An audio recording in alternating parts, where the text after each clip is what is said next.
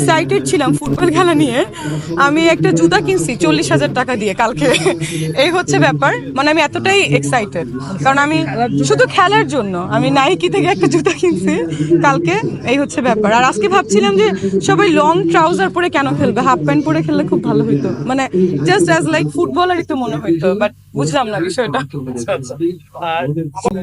No no no no, আমি কাউকে follow করি, বাট জায়েদ ভাই is very close to me. আমাকে তো জিজ্ঞাসা করেছিল যে শেখ রেহানা, যে মানে শেখ রাসেলের আর্তনার যে ছবিটা করছি, শেখ রেহানা ম্যাডামের ক্যারেক্টার আমি করছি, শেখ রেহানা আব্বার। তো আমাকে বলছে যে এটা ফ্রি কেন করছেন।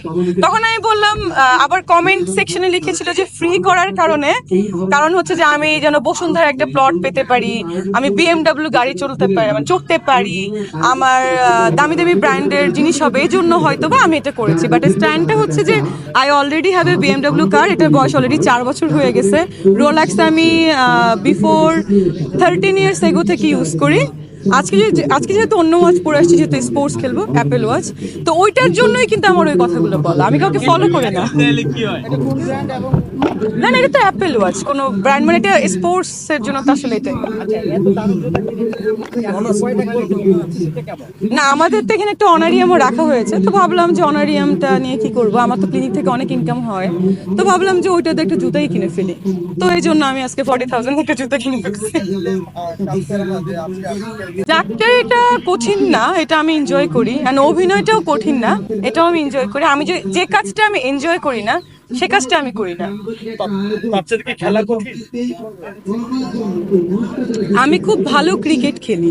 যখন ক্রিকেটের একটা সেলিব্রিটি ক্রিকেট লিগ হলো, আমি তখন ট্রাই করেছিলাম, মানে ওটাতে আমি জয়েন করব, কিন্তু আমি দেশে ছিলাম, দ্যাটস ওয়াই হয়নি। আর খেলা আমি ভালো খেলি ক্রিকেট, অ্যান্ড সেকেন্ড হচ্ছে ব্যাডমিন্টন, আর থার্ড হচ্ছে চেস, আই মিন দাবা। ফুটবল আমি হচ্ছে ব্রাজিল, অলওয়েজ নেইমার এর ফ্যান।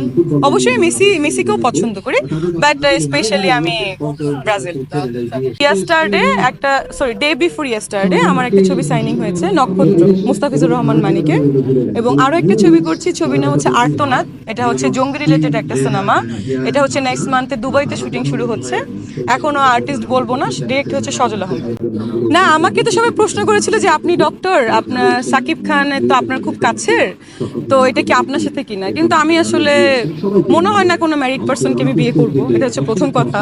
সেকেন্ড কথা, এখন ভালো লাগলে করতেও পারি, কিন্তু আমি কোনো হিরো বিয়ে করব কি করব না, এটা আসলে এখনো ভাবিনি। যদিও সাকিব ভাইয়ের সঙ্গে আমার রিসেন্ট একটা ছবির কথা চলছে, এখন সে কেন বলেছে, কাকে নিয়ে বলেছে, এটা আমি আসলে জানি না। আমাকে অনেক জার্নালিস্ট ফোন করছে যে ডক্টর তো আসলে আপনিই আছেন, আর কেউ নেই, বিকজ সাকিব ভাইয়ের সাথে আমার অনেকবার দেখা হয়েছে রিসেন্ট।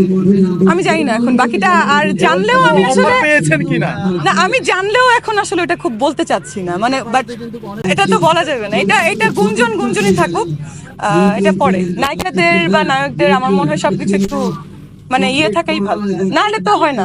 এখন বলা যাবে না কোনো কিছু, তো এখন বলে দিলে তো থাকে না, এটা বলবো, দেখা যাক। এমন কোনো বাট আমার সঙ্গে তার খুব কথা হচ্ছে একটা সিনেমার ব্যাপারে, দেখা হচ্ছে, মাঝখানে ইন্ডিয়াতে গিয়েছিলাম, আবার যাব আমি, কালকে আমার ফ্লাইট কলকাতায়, তো ওটা বিষয় না, ওটা পরে।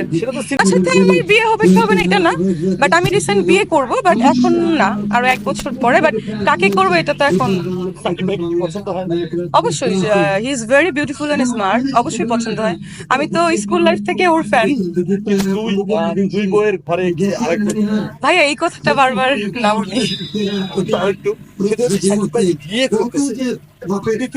এটা আসলে মানে কেমন মনে করছেন যে জয় আছে, তারপর বীর আছে, এই বিষয়টা বিয়ে করছে, এখন দেখেন আমার মনে হয় যে জোর করে কারোর সঙ্গে থাকা ঠিক না। মানুষের এটা তো আসলে আমাদের বেঙ্গলি মেন্টালিটি যে একজনকে নিয়েই ঘর করতে হবে। যদি আপনার সঙ্গে বা আমার সঙ্গে আমার হাজবেন্ডের ম্যাচিং না হয় মেন্টালি, তাহলে তো আসলে ডিভোর্স দেওয়া বা সেপারেশনে থাকাটাই বেটার, মানে কারণ সাধারণ মানুষ এর থেকেও বেশি বিয়ে করে। আমার ফ্রেন্ড দেখা যায় 4টা 5টা করে বিয়ে করে ফেলেছে, আমার মেয়ে ফ্রেন্ড আছে, ছেলে ফ্রেন্ড আছে, তাদেরটা কিন্তু মিডিয়াতে বা সামনে আসে না, একমাত্র আর্টিস্টদেরটা আসে, কারণ তাদেরকে মানুষ ফলো করে। হ্যাঁ, একমাত্র তাদেরটা মানুষ ফলো করে। তো এখন যার লাইফে পড়া সেটা একান্তই তার ব্যাপার। আসলে ডিভোর্স দেওয়া, সেপারেশনে থাকা, এটা তো আসলে অনেকেরই আমি দেখেছি আমার লাইফে।